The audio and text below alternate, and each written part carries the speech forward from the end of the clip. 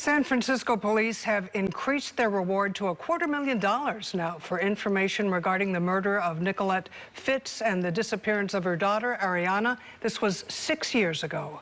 Hello, everyone. Thank you for joining us. I'm Catherine Heenan. And I'm Ken Wayne. As KRON 4's Dan Kerman tells us, both police and the FBI believe there are a number of people with information who have yet to come forward. It was exactly 6 years ago when Nicole Fitts was last seen alive.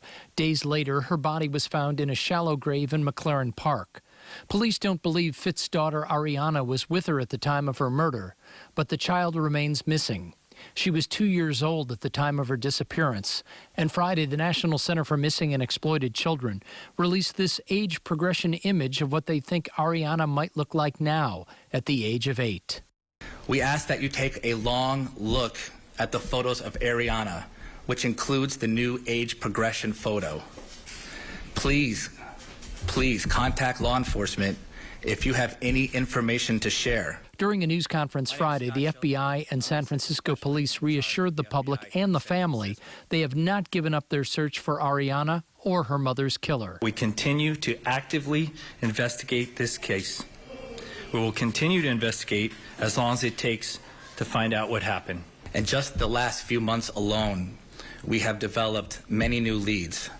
We have re-interviewed witnesses who have provided us with new information. We've had new individuals come forward and provide us information as well. Police have also re-examined evidence, but they remain convinced there are others who have not yet come forward who can help crack the case. We believe there are multiple people with direct knowledge of this case who have not fully cooperated with law enforcement. We believe there's even a larger circle of people with indirect knowledge of what happened. Authorities are convinced they can't solve this case without the public's help. That's one of the reasons the reward in this case has been increased to $250,000. In San Francisco, Dan Kerman, KRON 4 News.